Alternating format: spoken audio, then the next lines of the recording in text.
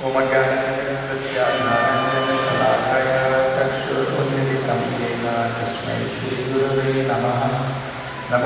श्रीपादाय कृष्णप्रेष्ठाय भूतले श्रीमते भक्तिवेदान्तस्वामिनिति नामिने नमस्ते सरस्वते देवे गौरवाणी प्रचारिणे निर्विशेष शून्यवादी पाश्चात्यदेशतारिणे जय श्रीकृष्ण चैतन्य प्रभु नित्यानन्द श्री अद्वैत गदाधर श्रीवासदि गौरभक्तवृन्द हरे Krishna Krishna Krishna Hare Hare Hare Ram Ram Ram Hare Hare.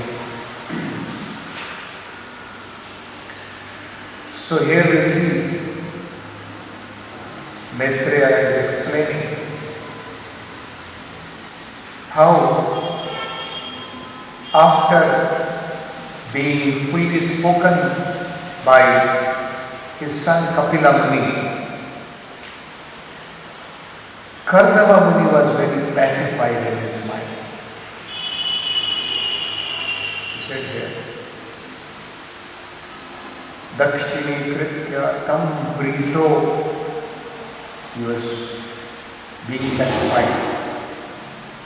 With a good pacified mind, he at once left for the forest.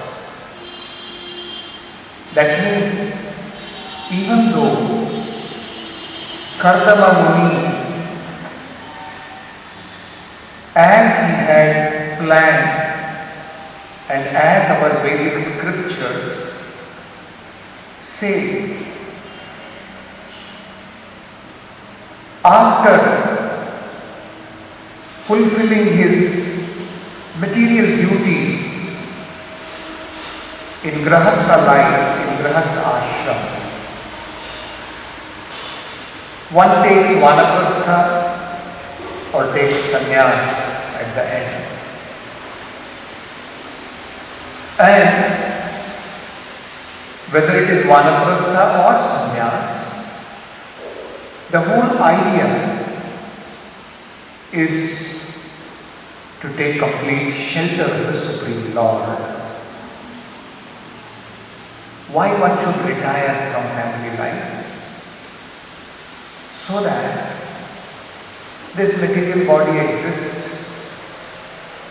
the different necessities of material body are there, we have certain material duties to perform in this material world. But once there is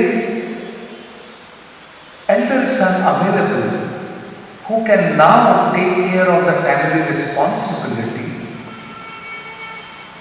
then one should not keep himself engaged in trying to carry out the family responsibility. Rather, he should exclusively now devote his time in cultivating Krishna consciousness, so that it is just like you will find when a child or when a student is studying, the whole year is a preparation,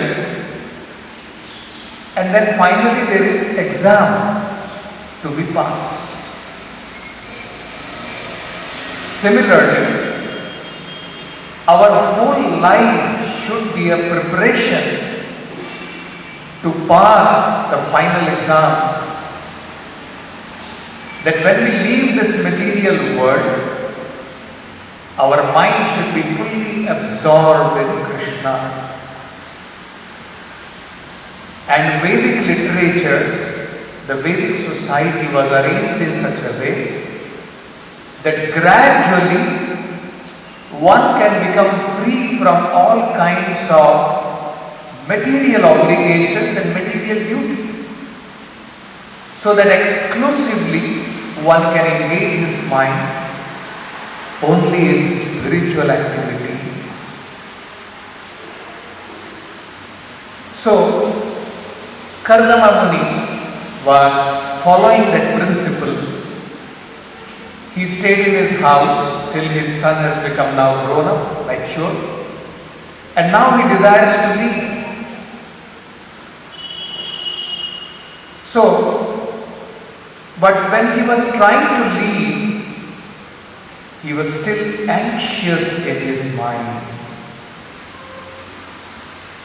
Actually, if one leaves, takes either vanaprastha or if he takes sannyas, and he is still in anxiety about his family responsibility, then there is no meaning to that. Why it is called a retired life? Why one takes retirement? He takes retirement from family responsibility. And if he is still in anxiety about his family life, then actually that is not proper.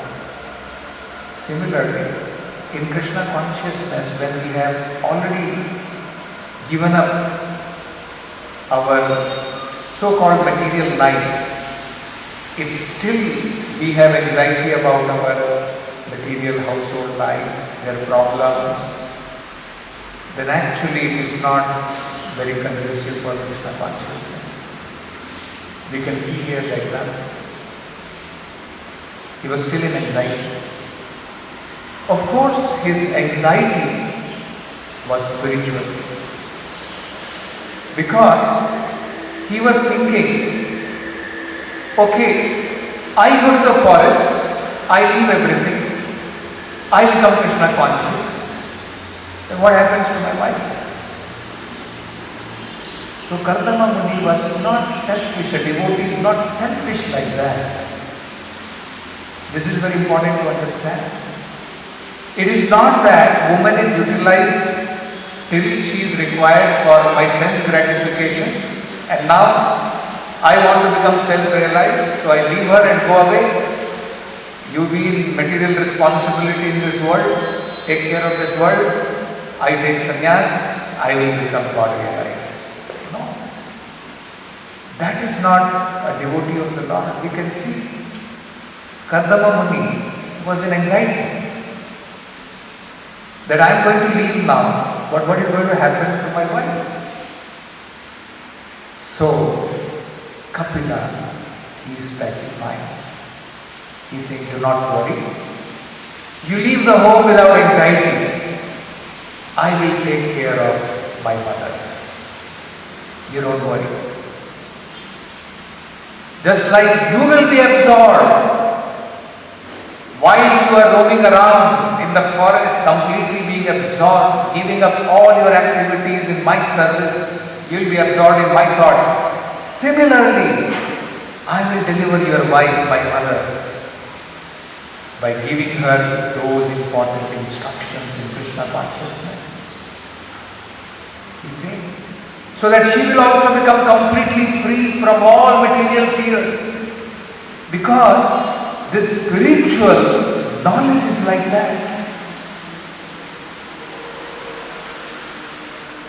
So, after Kardama Muni was assured like this, then Kardama Muni left peacefully without any further anxieties about his family life.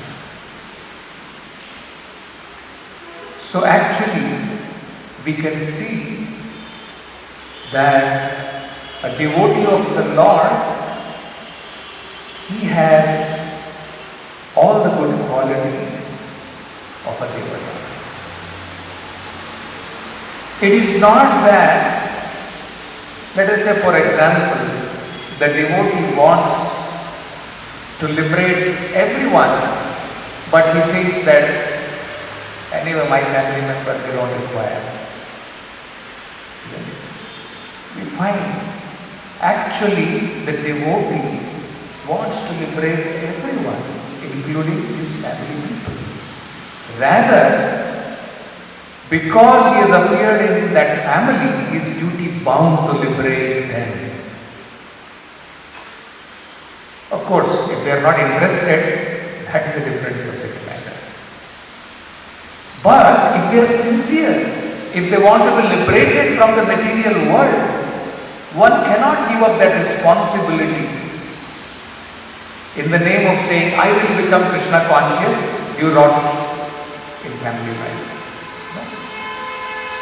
If one has to take sannyas, just like Kardama Muni is desiring, then he has to arrange for the liberation of his family members also.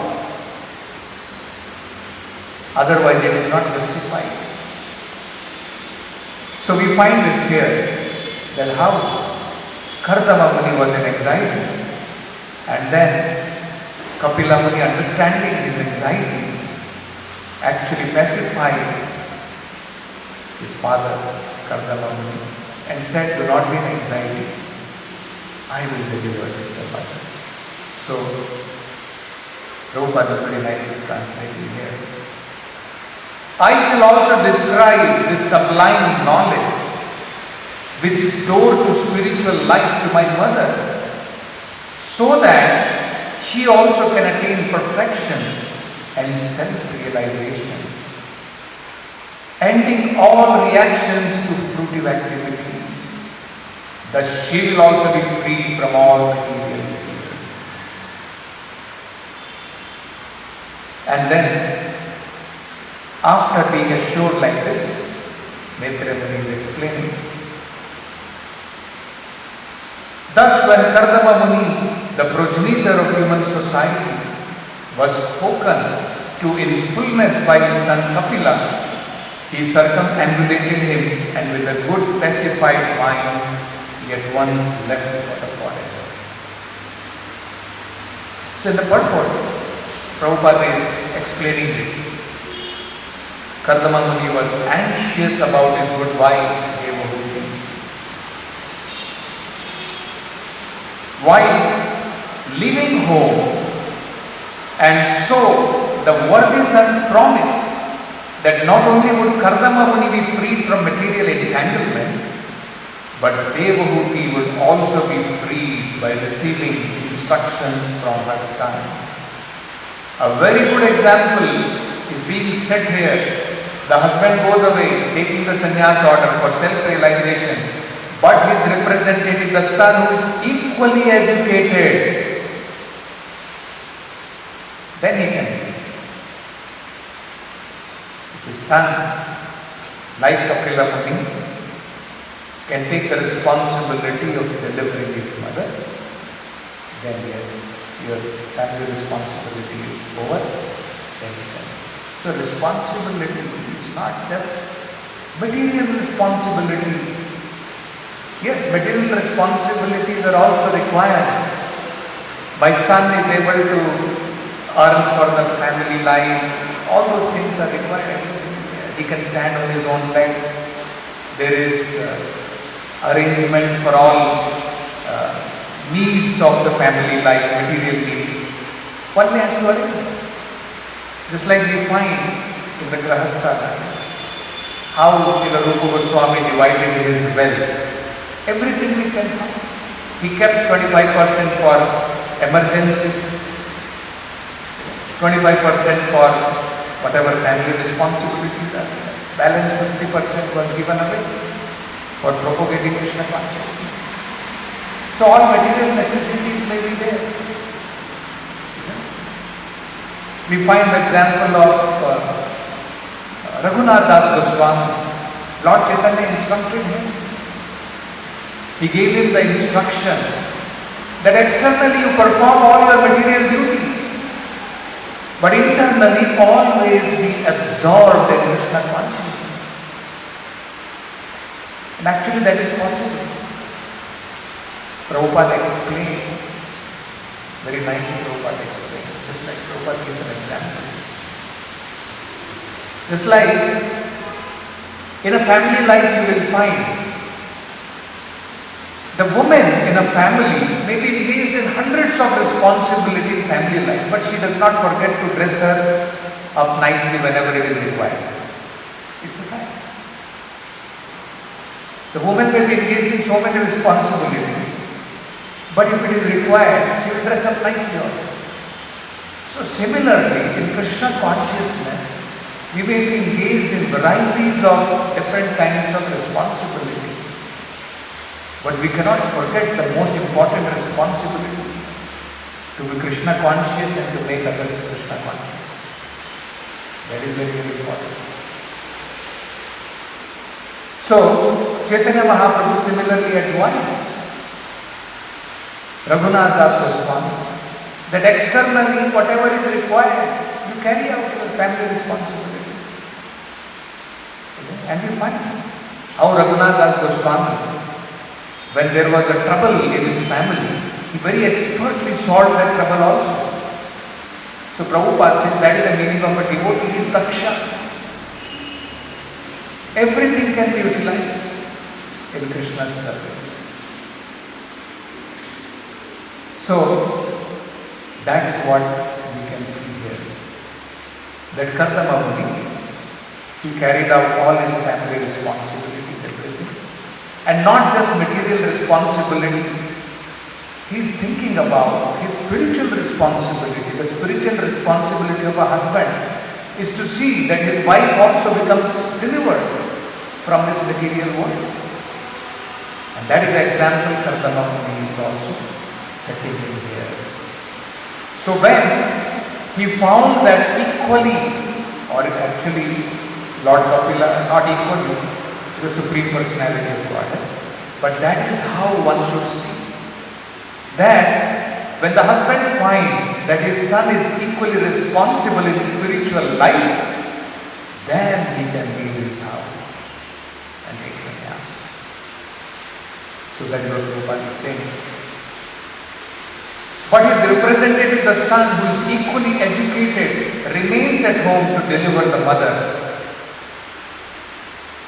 So that is how we find that Kardama Muni followed this example, that he left his wife, because that is how the Vedic standard is. Only in Vanaprastha life one can remain with wife only for spiritual cultivation, and husband and wife cooperate together in that stage of life to be completely absorbed, to prepare to be completely absorbed in Krishna conscious life. Exclusively, no more any so-called material responsibility to take care of. But at sannyas, according to the Vedic principles, according to the Vedic society, the husband has to leave his wife behind. So Prabhupada is also explaining, a woman has 3 stages, whereas man, he has 4 stages: brahmacharya, then grihastha, vanaprastha, and so on. So woman has 3 stages. When she is unmarried, she is under the protection of parents, later on under the protection of husband, and when husband takes sannyas, under the protection of his matured son. That is the 3 stages. Nowadays what is happening, so Prabhupada is highlighting this also. There are societies who are giving sannyasa even to women, but actually that is not recommended. The recommended process is that actually the matured son should take care of protection and he should take care of deliverance of the mother. That is how Vedic society was arranged. Otherwise, if it was sanctioned by Vedic society, Kardama Muni could have also given sannyas to Devahut, that you also take sannyas and you also go around with it. But that is not the Vedic society. But definitely he arranged for her liberation, he arranged for her emancipation from material entanglement. That is the responsibility of the husband. That it is. And then finally, he left behind, we find. So, this is also very important, Prabhupada is saying. Going to the forest is compulsory for everyone. Everybody has to go to the forest. So then we have to understand, actually that is the instruction which we find. Even Prahlad Maharaj is also saying a very important instruction. When his father asked him what is the most important education you have learned, he said, Hitvatma patam brahmanda kupam vanam gatoya haripashreta.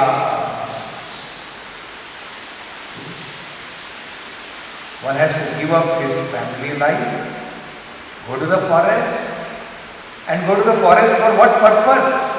That is also very important to understand. Hari Ashrita. In Vedic time, going to the forest and taking shelter of the Supreme Lord was advisable because it was favorable. In Kali Yuga, where people are so much accustomed to live in city life, Prabhupada is saying in today's purport, in Kali Yuga, that is not recommended at all. Because what will a person do? Giving up his so-called family life. And if he is still imagining, if he is still thinking about his family, even living in the forest, what is the value? What is the use of going to the forest? Is it only the physically one has to go to the forest? That is what one should understand. Rather, physically it is said in Kali Yuga, better not to go to forest, but be absorbed with your intelligence, with your mind and with your all senses in different engagements of Krishna consciousness life. That is advice. So the principle is not to go to the forest. Principle one should understand is Harimāśreta. So in Kali Yuga, to take shelter of the Supreme Personality of Godhead is advised. Rather than going to the forest, one should be engaged fully in whatever position one is in. That is 100% far better than so-called giving up family life and loitering in the forest like a monkey or like a ferocious animal. Prabhupada is saying in today's class, in today's purport, Prabhupada is saying, what is going to the forest? To become a monkey? Or to become a ferocious animal? Because what is forest actually? Forest is for monkeys and for ferocious animal only, no? So going to the forest in the previous ages, it was conducive. Isn't it? Because even in the forest you could find hundreds of sages, they would be meditating on the Lord. Just like you find an example when Parikshit Maharaj was going. But of course he was also seeing that Kali Yuga is approaching. So he was also thinking that probably the sadhus now when they are meditating, they are only fast. They are trying to, avoid the responsibility. And that is why he was also confused. But otherwise we find that is how the Vedic system was.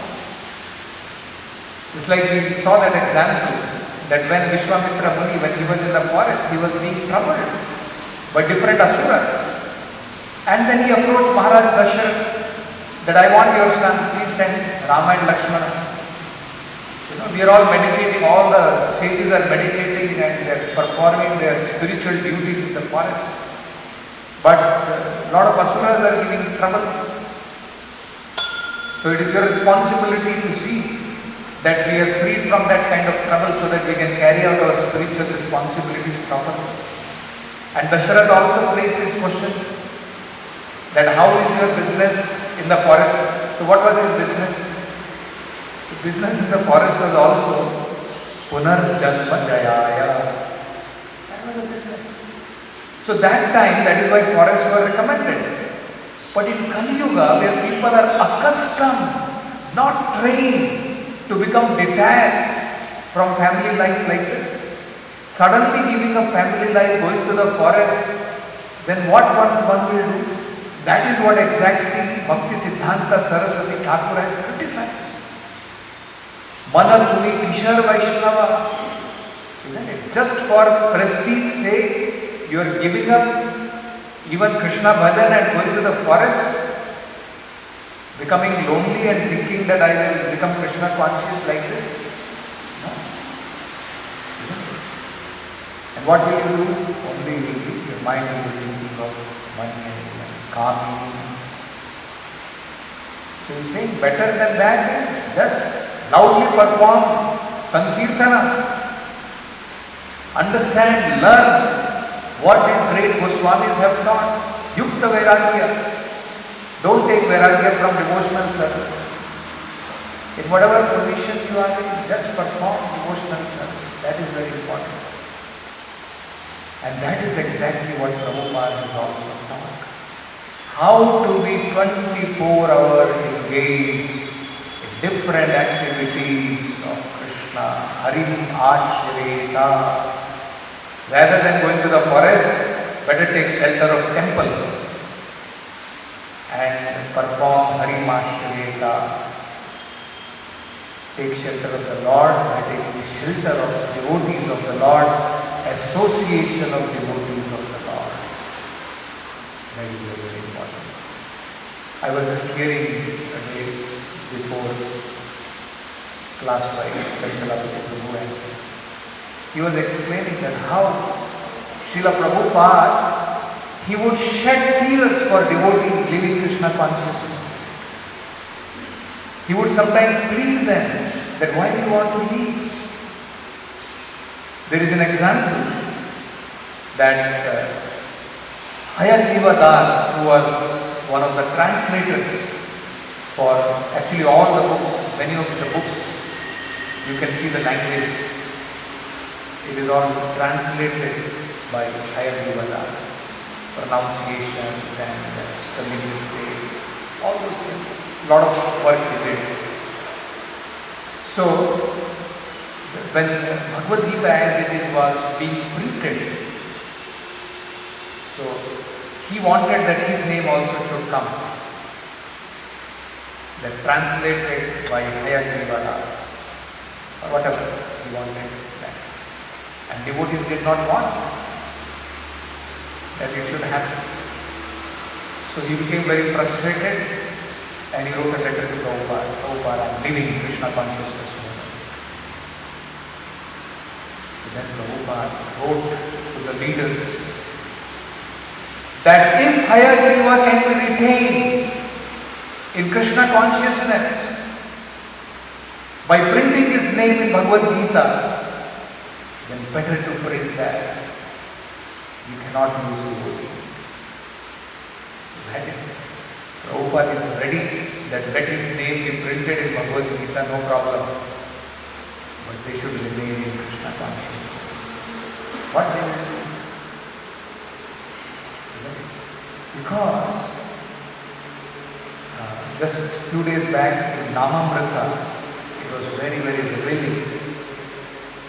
Prabhupada is saying, just like Krishna is saying, Yada yada hi dharmasya glanir bhavati bharata, whenever there is a decline in religion, Krishna comes personally, right? Krishna came, Chaitanya Mahaprabhu came, and then Prabhupada is saying, now Krishna has come in the form of this Krishna consciousness movement. Prabhupada is saying, Krishna is present. He has come, he has descended in the form of Krishna consciousness movement.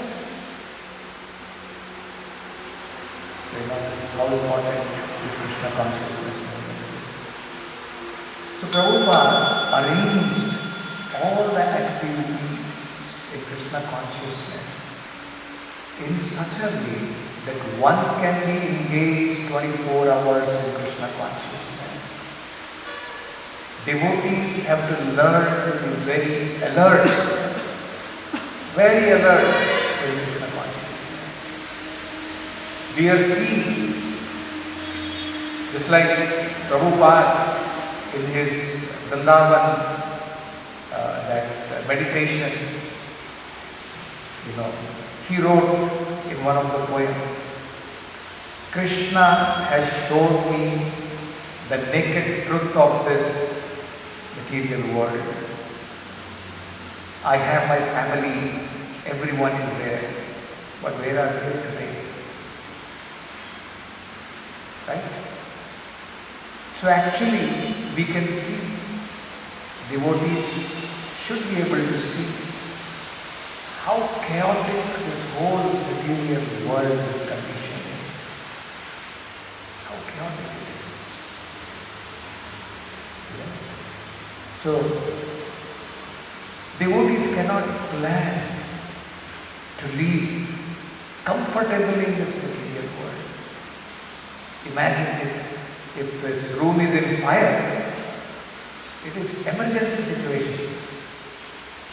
One cannot be in comfortable situation, let the fire go around. Now and then the material nature shows its real form. But we are so foolish. That is why Maharaj Yudhishthira said, most astonishing thing is Maya of Krishna. Every now and then, even in one own family, people are dying, everybody is getting finished. But living entity is so much enamored by this material world, he wants to enjoy this material world so much, that even after all those things, he is still thinking, I will survive, I will live, I will enjoy this material world. Right? But devotees, we should be very alert, conscious to understand the real nature of this material world, and we should not take it very lightly. We should be very alert. How to use our time intelligently. Time spent uselessly sleeping, time simply spent without investing in Krishna consciousness is a sheer waste of time. Sheer waste of time. The devotees cannot use like that. Wherever it is possible, however it is possible, we should keep enriching our spiritual life. Don't lose an opportunity to enrich your spiritual life. It is very important. So, I was just reading Prabhupada's schedule. Of course, we cannot imitate that schedule. Even Rupa Goswami you can see. He would hardly speak for 2 hours. We cannot imitate, but at least we should try our best to see that we don't waste our time in fruitless activities. How time is passing. We are seeing our dear ones, everybody going away, but we don't become alert.